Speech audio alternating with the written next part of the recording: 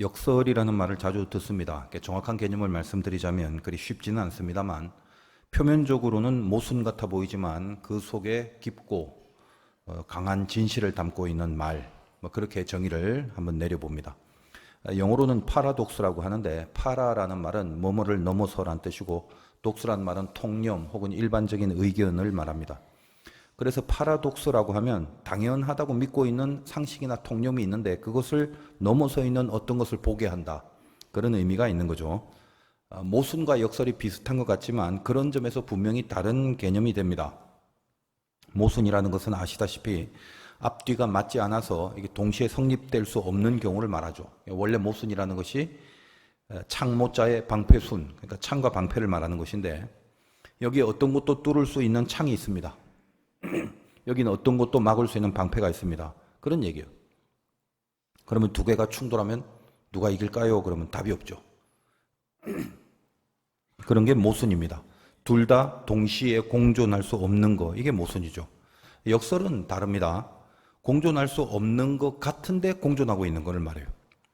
예를 들면 유명한 철학자인 소크라테스가 했던 말 중에 내가 아는 것은 하나뿐이다. 나는 아무것도 모른다는 것, 그것뿐이다. 이런 이야기죠. 어떤가요? 모순이 되어 보이는 듯하지만 여기 깊은 메시지를 주고 있는 말입니다. 혹은 급할수록 돌아가라. 이런 말도 일종의 그 역설이 됩니다.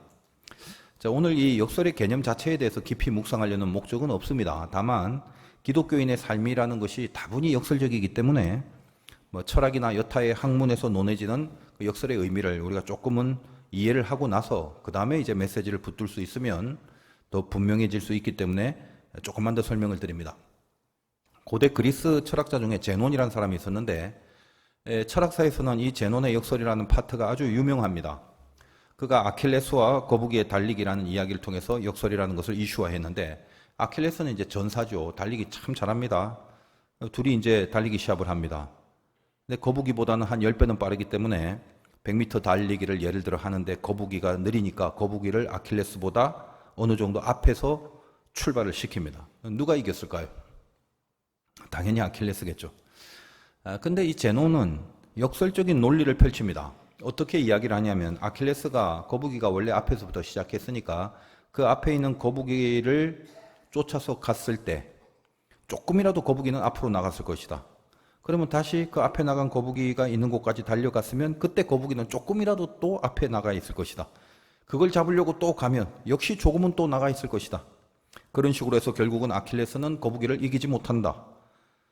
우리가 현실적으로는 뻔히 아킬레스가 이기는 줄 알지만 놀라운 것은 당시에 이 제논의 역설을 논리적으로 반박할 수 있는 사람이 없었다는 것입니다. 수학이 발달되고 그로부터 한 2000년이 지난 19세기쯤에야 수학의 그 무한 등비급수 혹은 미적분 이런 것들이 나타나면서 이 제논의 역설의 논리가 반박이 되기 시작했습니다.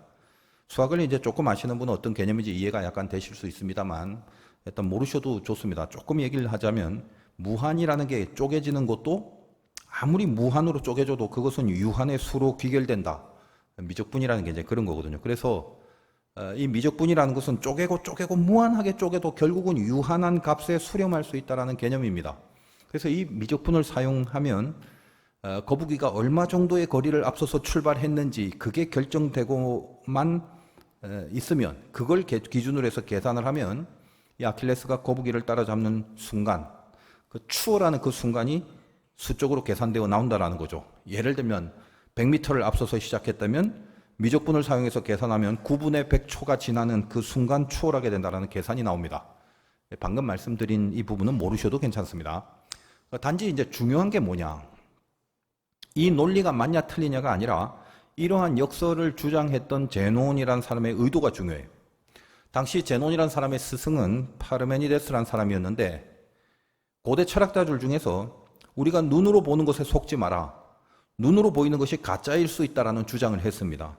그리고 그런 게 어디 있냐. 눈으로 보이지 않는 곳에 무슨 진짜가 있다는 말 하지 마라. 그럼 말도 안 되는 소리다라고 그것을 반대하는 자들을 향해서 이 스승이 했던 말을 돕기 위해서 나서게 된 것입니다.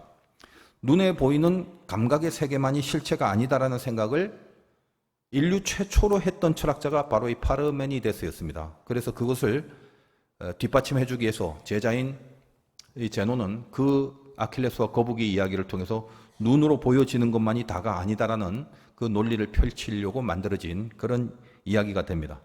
그리고 플라톤이라는 사람을 우리가 너무나 잘 알고 있는데 이 플라톤이 지대한 영향을 받은 사람이 바로 이 파르메니데스라는 사람입니다. 그가 파르메니데스의 영향을 받아서 보이지 않는 세계가 실체다라는 각성을 일으켜준 철학자죠.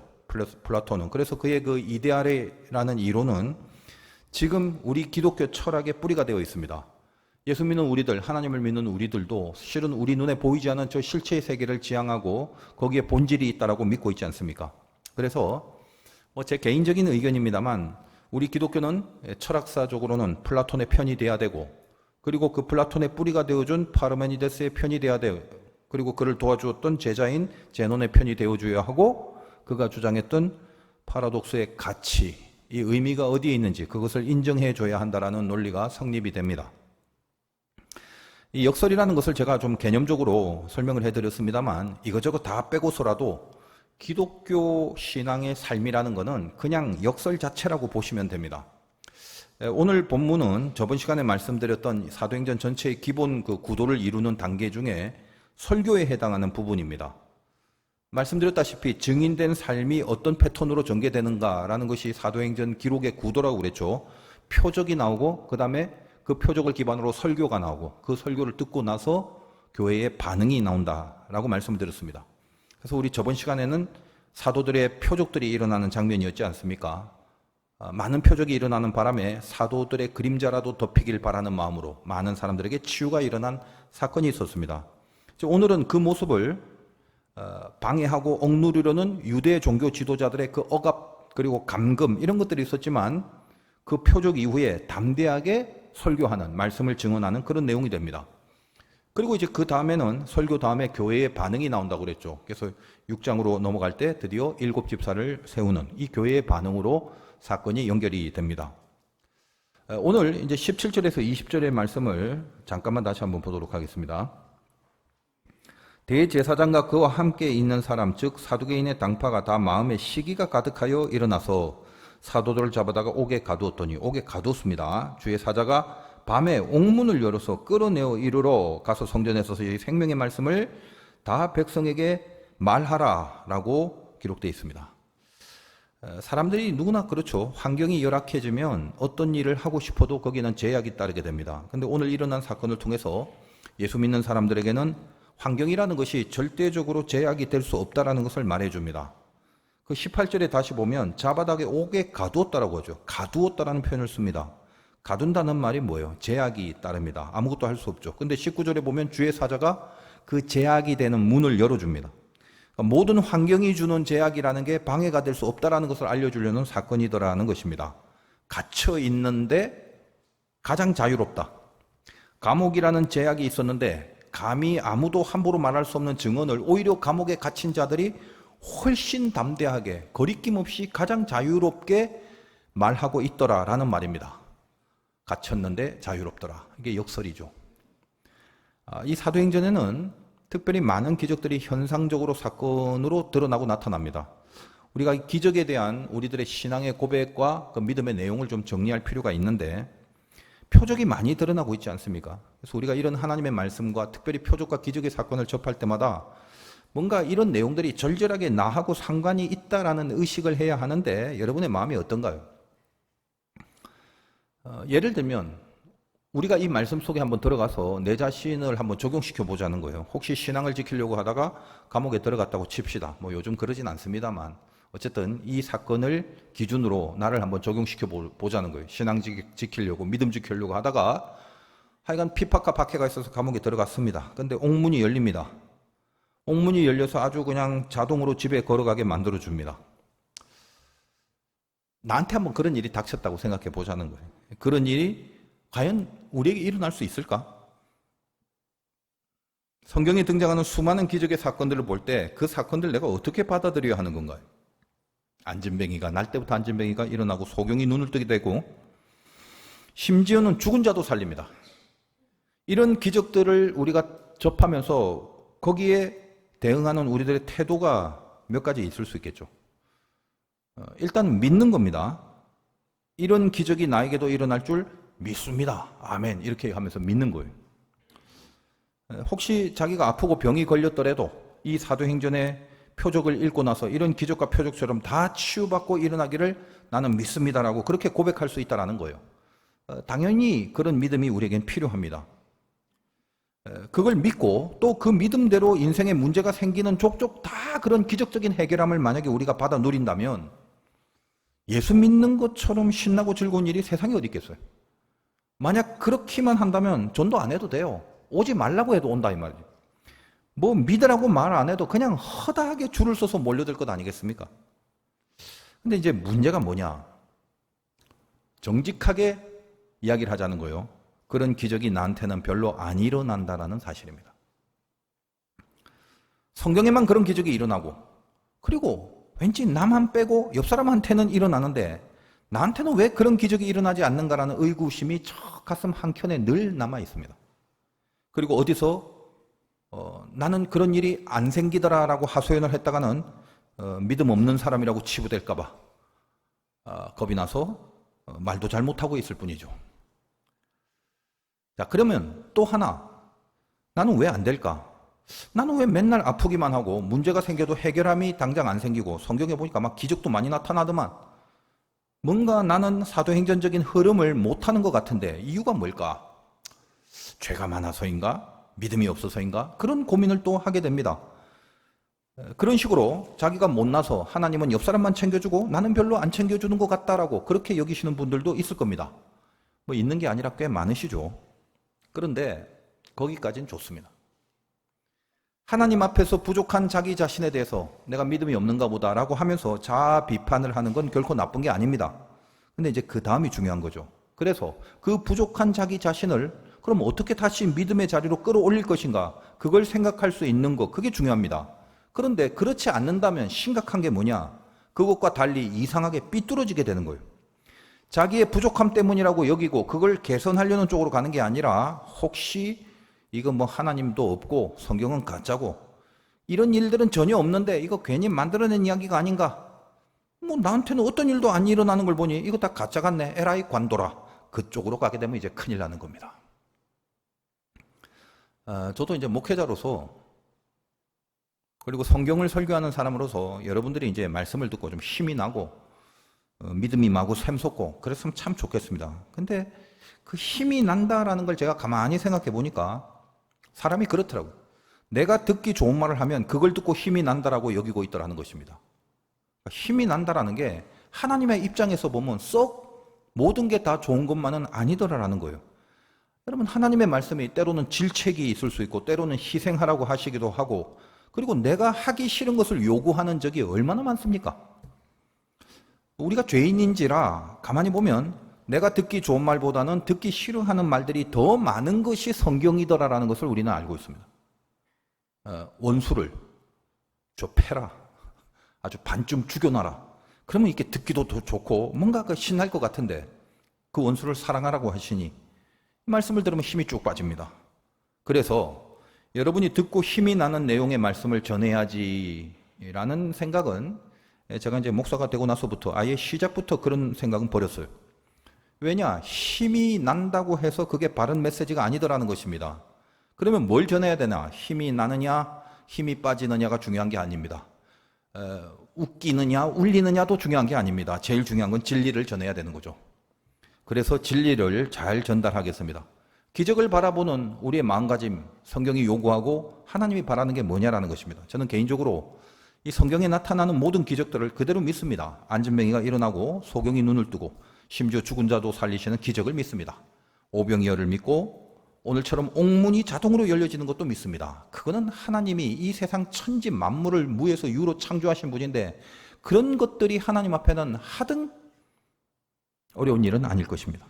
그런데 그 모든 것을 믿지만 저는 개인적으로 그래요. 그런 일들이 그대로 저 자신에게 일어나기를 요구하지는 않습니다. 그리고 제가 혹시 필요할 때라도 그런 기적이 반드시 필요할 때라면 한 번쯤은 하나님이 기적을 베풀어 주실 만한데 내가 혹시 필요할 때라도 혹시 그런 기적이 전혀 나타나지 않는다고 해서 실망하거나 삐지거나 이거 아닌갑다라는 의심도 하지 않습니다. 저는 개인적으로 이 기적과 같은 경험을 꽤 많이 했기 때문에 더 이상 바라는 것도 없습니다만, 하나님이 필요하다고 여기실 때가 되면 오늘 사건처럼 옥문 정도가 아니라 심장을 먹게 하시고서도 심장이 다 중단이 되고 호흡이 다 끝났음에도 불구하고 다시 살려주실 것을 제가 분명히 믿습니다. 그러나 말씀드린 것처럼 그것을 집요하게 요구하지 않는다는 것입니다. 요구하지 않는다는 것은 기도도 하지 않겠다라는 게 아닙니다. 저도 많이 아파 본 적이 있어서 그때도 기도를 많이 했습니다. 지금도 마찬가지입니다. 아프니까 고쳐달라고 기도하고 매달립니다. 그러나 기도가 간절하다고 해서 그 기도의 응답을 강요하고 있는 상태는 신앙이 아닙니다. 왜 그러냐면 오늘 사건만 한번 생각해 보겠습니다. 하나님, 이걸 이렇게 들어주셔야만 합니다. 그걸 강조하고 강요하면서 이거 아니면 안 됩니다. 하여간 안 해주시기만 해보세요. 이런 식으로 내 안에 어떤 간절함이 강요로 변해서는 안 된다라는 말이죠. 오늘 이 기적 사건을 통해서 다시 곰곰이 한번 생각해 보도록 하겠습니다. 베드로가 옥문이 열려지는 기적을 체험하고 저들에게 말씀을 증언합니다. 가슴 벅차고 얼마나 영광이 되는지 몰라요. 이 엄청난 기적의 사건 앞에서 더더군다나 25절과 26절을 보면 더 신나는 일이 있죠. 25절, 사람이 와서 알리되 보소서 옥에 가두었던 사람들이 성전에 서서 백성을 가르치더이다 하니 성전 맡은 자가 부하들과 같이 가서 그들을 잡아왔으나 강제로 못함은 백성들이 돌로 칠까 두려워함이더라.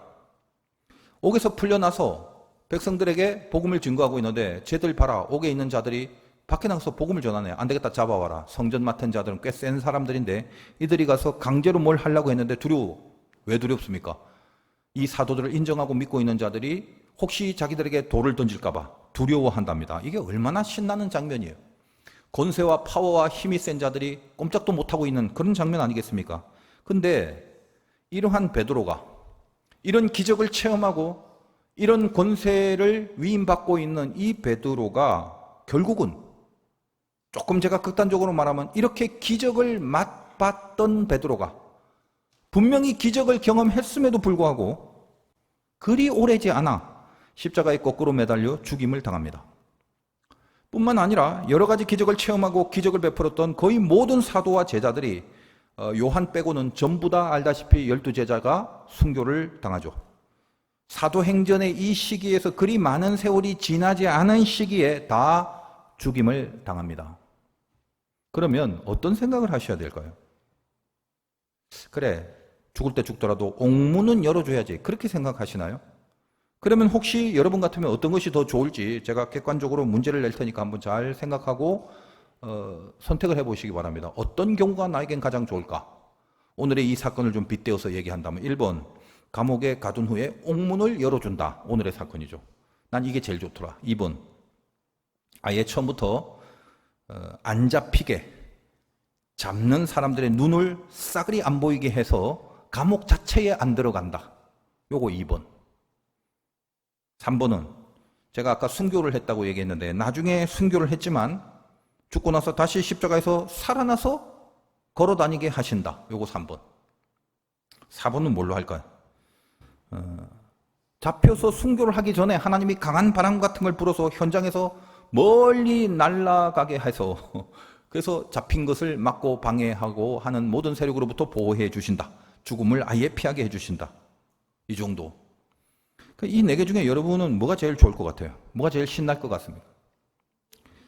다 좋은데 그래도 뭔가 이렇게 죽었다가 살아났다라는 이 다이내믹함이 좋아서 다시 살게 되는 그 기적이 제일 좋다. 뭐 이렇게 말씀하실 건가요? 근데 그렇다고 칩시다. 근데 그런 식으로 다시 살아났다 치면 그래서 어떻게 영원히 살게 됩니까? 그때부터? 인간이라는 게 많이 살아봤자 100살 안쪽인데 제자들이 그래 놓고 더 오래 살아봤자 끼케야 뭐 몇십 년이겠죠. 다시 살게 되더라도 또 순교를 당한다던가 아니면 이제 힘들다 은퇴해야겠다. 은퇴해서 뭐 조용히 갈릴리로 가서 고기 잡고 그렇게 살다가 몇 년 조금 더 살다가 또 죽을 건데 그럼에도 불구하고 조금이라도 더 살게 되는 걸 택하는 게 그게 좋을까? 이런 여러 가지 생각들. 제가 지금 무슨 말씀을 이렇게 드리고 있냐면 우리가 살아있는 동안, 그러니까 죽다가 다시 살게 되는 경우도 있을 수 있으니까, 그런 기적을 맛볼 수도 있으니까 그것까지 다 포함해서 적어도 하나님이 완전히 마지막으로 불러가기 전까지는, 그게 어떤 종류의 기적이든 어떤 모양이든 그거는 다 하나님이 알아서 하나님의 소관대로 하시는 일이다, 그겁니다. 죽다가 다시 살리시는 엄청난 기적을 베푸실 수도 있고, 반대로 하찮은 작은 가시 하나도 빼주지 않으실 때가 있다라는 거예요. 우리가 이 땅에 살면서 생겨지는 일들은 이렇게 하나님 뜻 가운데 맡긴다 할지라도 이럴 수도 있고 저럴 수도 있고 상당히 다양한 여러 가지의 사건들이 생길 수 있습니다. 그래서 내가 원하는 대로 이루어지는 그런 기적이 나타날 수도 있고, 아무것도 아닌 것 같은데도 아유 그거 하나 안 들어주신가, 그런 마음이 들 정도로 간섭을 안 하시는 것 같이 보이는 그런 일도 있게 됩니다. 그러나 이 모든 것이 다 하나님의 뜻이다라는 것입니다. 그리고 그 하나님의 뜻은 우리 생각보다 언제나 옳습니다. 마음엔 안 들어도 적어도 옳다라는 것을 인정하시는 게 믿음입니다. 왜냐하면 우리는 하나님을 절대적으로 믿고 있기 때문에 그렇거든요. 납득이 안 되고 이해가 안 되고 마음에 안 들지만 우리가 믿고 있는 것은 하나님이 옳다라는 것은 믿습니다. 그래서 그런 의미에서 우리가 다 좋다고 칩시다. 나에게 이런 일이 생기든 저런 일이 생기든, 기대 이상의 일이 벌어지든 기대에 못 미치는 일이 벌어지든 모든 게 다 하나님의 뜻이라고 인정을 해드릴 테니까, 그리고 그렇게 믿을 거니까 그런 의미에서 다 좋다고 치자라는 거예요. 그러나 딱 하나, 이것만큼은 그냥 막 이래도 좋고 저래도 좋아라는 식으로 가면 안 되는 게 있습니다. 그게 뭐냐면 구원입니다. 구원. 저는 이제 여러분이 듣고 좋아하고 힘을 얻을 만한 이야기를 할 마음이 없다고 그랬죠. 지금 진리를 전하는 겁니다. 구원은 받아야만 하고, 구원을 받으면 인생은 실로 그걸로 끝입니다. 내가 살고 있는 동안 뭘 어떻게 하더라도 내가 구원을 받았다면 그 운명은 하나님의 자녀로 끝나버리는 것입니다. 그렇다면 하나님의 자녀가 됐고 구원이 됐다면 그 다음부터는 죽이든 살리든 마음대로 하죠. 그게 진짜 믿음이 돼야 합니다. 감동이 좀 안 되시죠? 이런 얘기를 들으면. 틀린 말은 아닌데 신나지가 않습니다.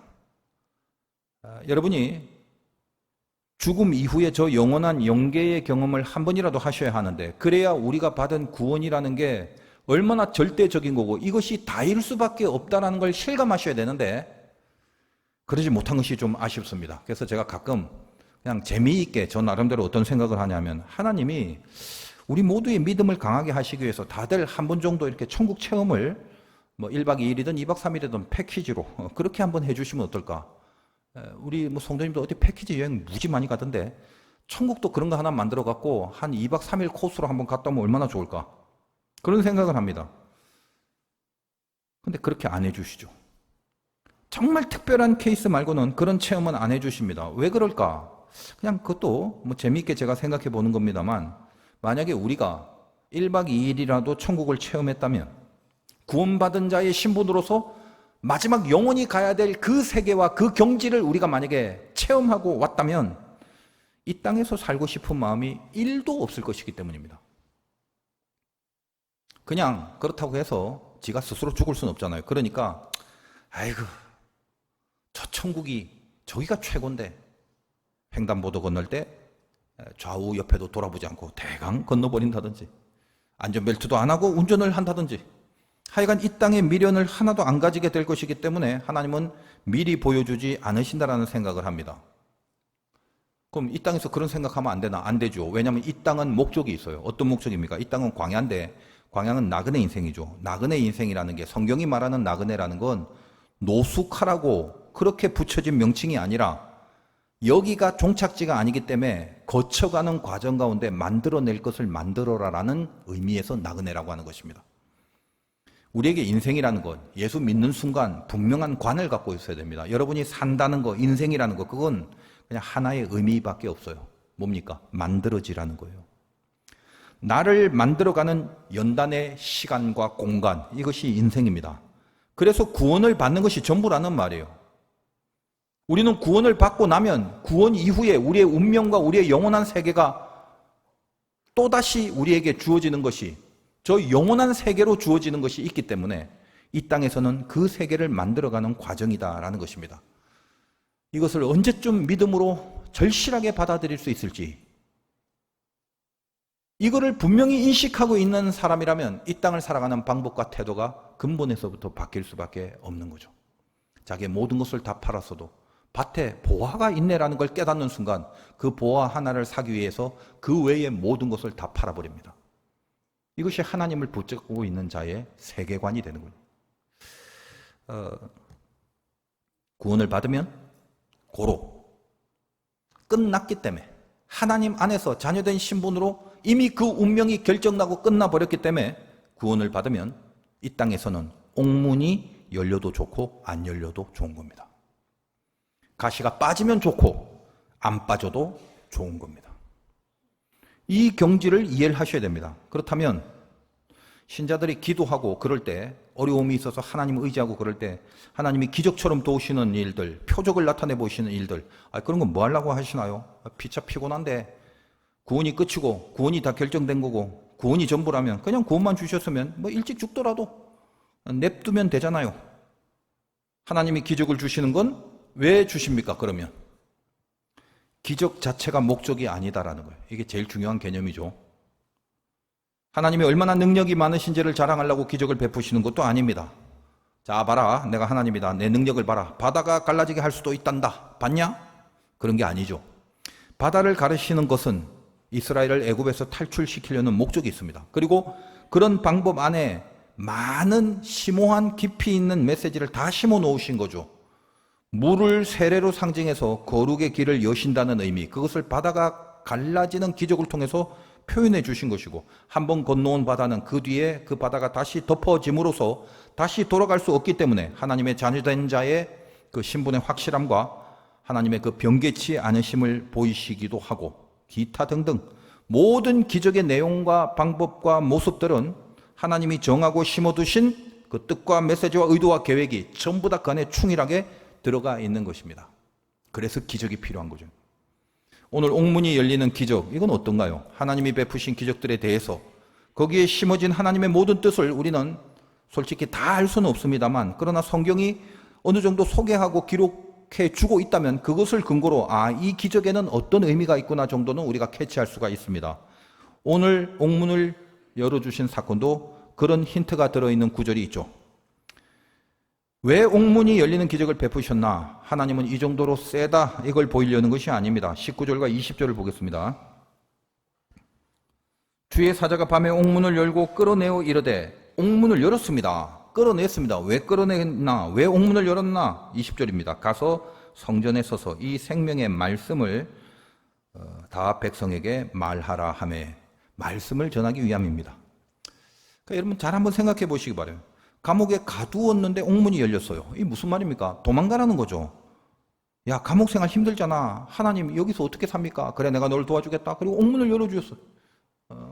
열 수 없는 건데 기적적으로 하나님의 능력으로 옥문이 열려졌습니다. 그럼 뭐죠? 감옥에서 깜빵 생활 하지 말라는 거죠. 그럼 빨리 도망가서 집으로 가야 되는데, 근데 옥문이 열려서 나와서 도망을 안 해요, 이들이. 왜? 이 옥문이 열려진 기적은 명백한 목적이 있다는 것입니다. 사람은 열 수 없는 것을 하나님이 열어주셨다가 아니라 그렇게 열게 해주신 명백한 목적이 있다. 나왔죠. 말씀을 전하기 위해서 베푸신 기적이었다라는 것입니다. 27절 이하를 잠깐 다시 보겠습니다. 27절부터 32절까지 볼게요. 그들을 끌어다가 공회 앞에 세우니 대제사장이 물어, 옥문을 열고 복음을 전하니까 끌어와서 공회 앞에 세웁니다. 이르되 우리가 이 이름으로 사람을 가르치지 말라고 언금하였을 때 너 절대 예수 이름 갖고 전파하지 말라고 그랬지. 앞에서 그랬잖아요. 너희가 너희 가르침을 예루살렘에 가득하게 하니 이 사람의 피를 우리에게로 돌리고자 함이로다. 베드로와 사도들이 대답하여 이르되 사람보다 하나님께 순종하는 것이 마땅하니라. 니들이 하지 말라고 해서 그 말을 들을 거냐? 아니야. 하나님이 하라고 한 말을 듣는 거야. 우리는 하나님께 순종하는 것을 마땅히 여겨. 그래 놓고 설교를 하는 거죠. 어떤 설교입니까? 예수님을 증거합니다. 너희가 나무에 달아 죽인 예수를 우리 조상의 하나님이 살리시고 이스라엘에게 회개함과 제사함을 주시려고 그를 오른손으로 높이사 임금과 구주로 삼으셨느니라. 우리는 이 일의 증인이요 하나님이 자기에게 순종하는 사람들에게도 주신 성령도 그러하니라 하더라. 이렇게 복음을 전파합니다. 공회 앞에 세우고 전에도 말했지만 너희들 앞으로 예수 전하지 마라 하고 협박하고 풀어준 사건 기억 못하냐? 근데 니들 말을 안 듣네. 또 하네? 베드로가 뭐라고 했다고요? 사람보다 하나님께 순종함이 마땅하다. 너희가 죽인 주님을 하나님이 살리셨다. 바로 그 일에 우리가 증인이다. 이 설교를 하죠. 죽였는데 살리셨다. 역설입니다. 우리 인생 중에 혹시 기적들의 그 사건, 표적과 같은 사건들이 있다면 실은 가장 궁극의 기적은 뭐냐? 내가 예수를 믿었다는 거죠. 죄로 인해서 죽을 수밖에 없는 죄인이 주님의 그 대신 죽어주심으로 구원을 받았다는 것입니다. 그것이 진짜 기적이죠. 여러분은 스스로 구원을 받았다고 하면 대강 구원받았습니다, 믿습니다, 감사합니다, 아멘 하시는 분들이 태반일 겁니다만 그것이 나에게 있어서 기적과 같은 것이다라는 것을 절실하게 실감하는 사람은 그렇게 많지 않습니다. 우연히 아주 쉽게 살다 보니까 정신 차려보니까 예수를 믿게 됐더라는 것이 자기도 모르게 예수를 믿게 됐다라는 의미 때문에 쉬웠더라가 아니었는데 그건 결코 쉬워서 그렇게 된 게 아닌데 기적 중에 기적인데도 그 기적을 실감하지 못하고 있는 거죠. 이 진짜의 기적, 구원받은 이 진짜 기적 말고 우리가 인생을 살아가면서 혹시 다른 기적이 필요하다면 그리고 그 다른 기적을 하나님이 베풀어 주신 것이라면 그것은 뭐 때문에 그렇다? 모든 것이 증인된 사명을 감당케 하시기 위해서 하나님이 베푸신 은총이라는 것을 잊지 마시라는 말이에요.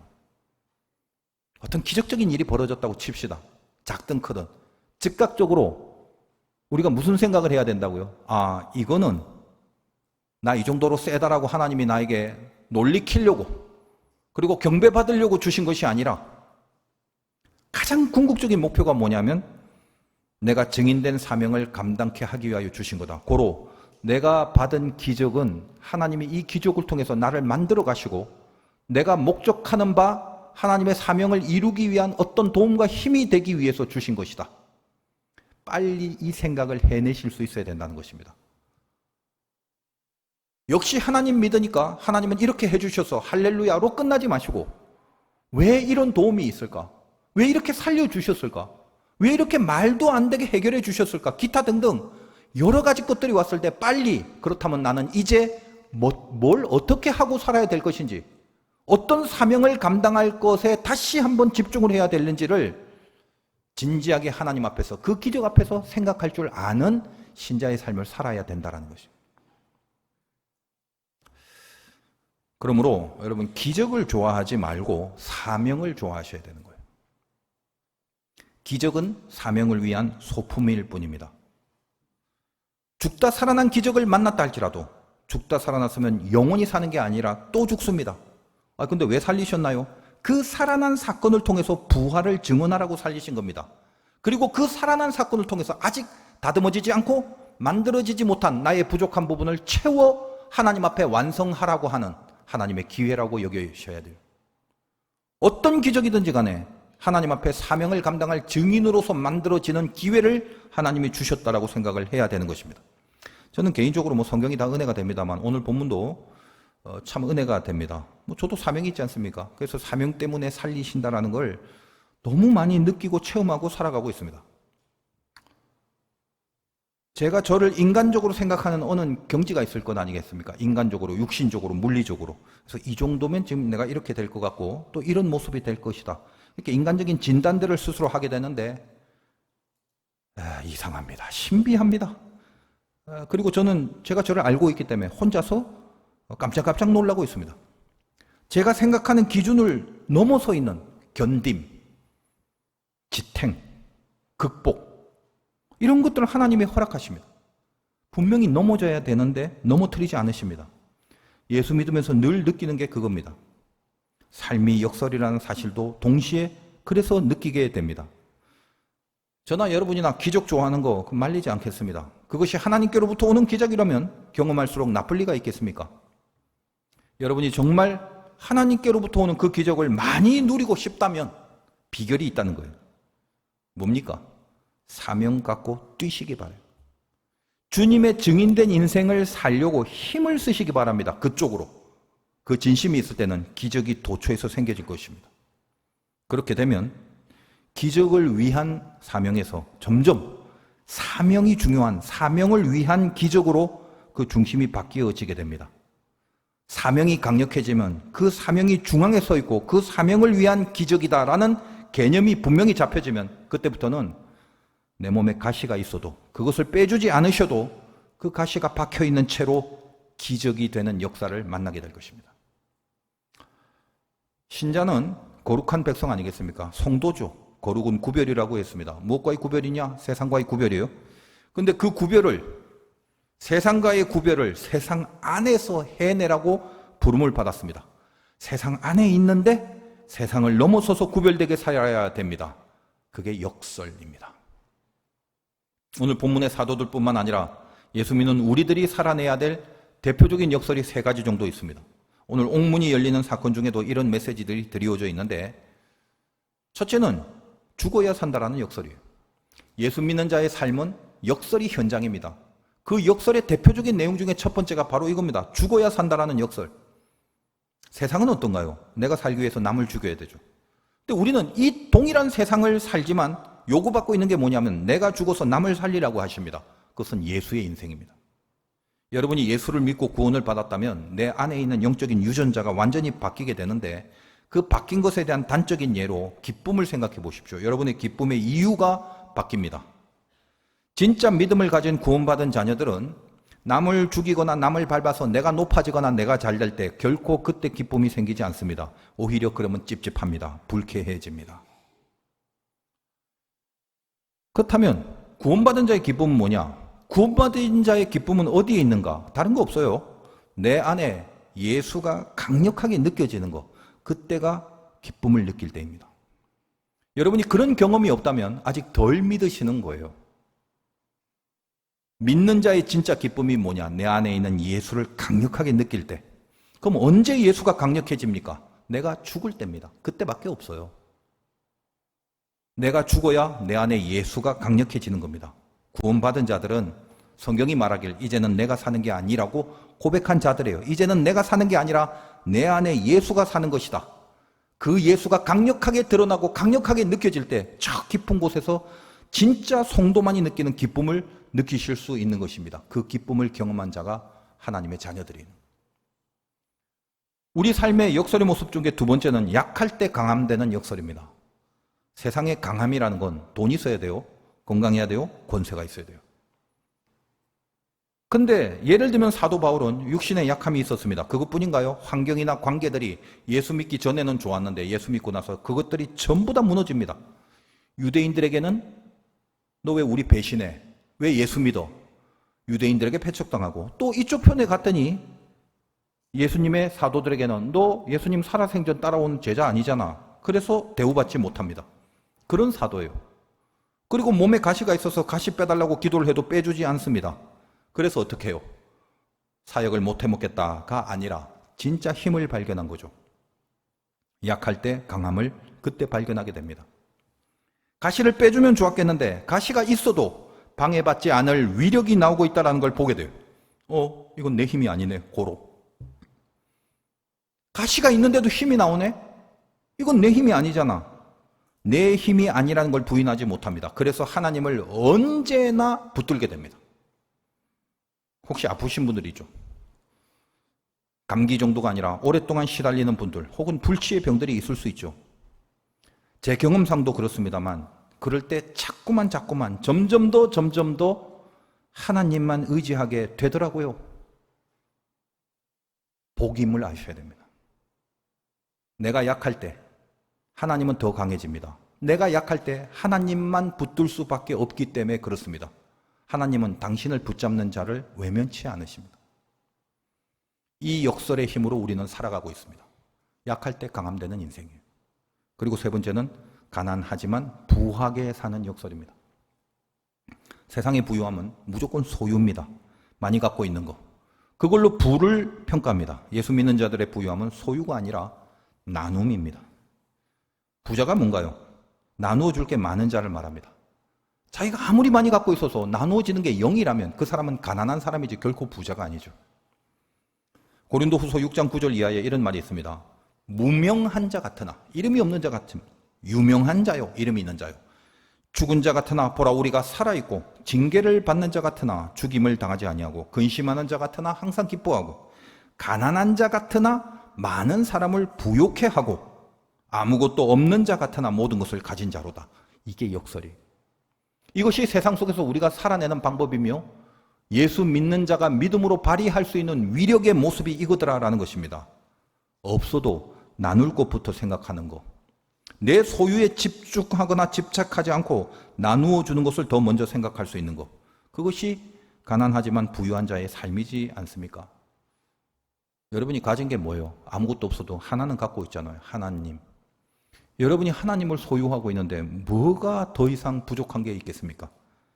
더 이상의 부자가 어디 있겠습니까? 여러분이 하나님을 소유하고 있으면 그 무한으로부터 흘러 넘치는 공급이 내 삶 속에서 그리고 내 신앙과 내 계획과 내 나눔의 모든 사역 위에 그 흘러 넘치는 공급이 따라와 주실 것입니다. 그것이 진정한 부유함이죠. 오늘 말씀 가운데 우리는 역설의 현장을 살기로 한 사람이라는 걸 명심하십시오. 오늘 사도들 보십시오. 죽었고 약했고 가난했습니다. 그러나 살았고 강력했고 부유해졌습니다. 이 삶이 우리들의 마땅한 삶이어야 합니다. 승리하시기를 주님의 이름으로 축원드립니다.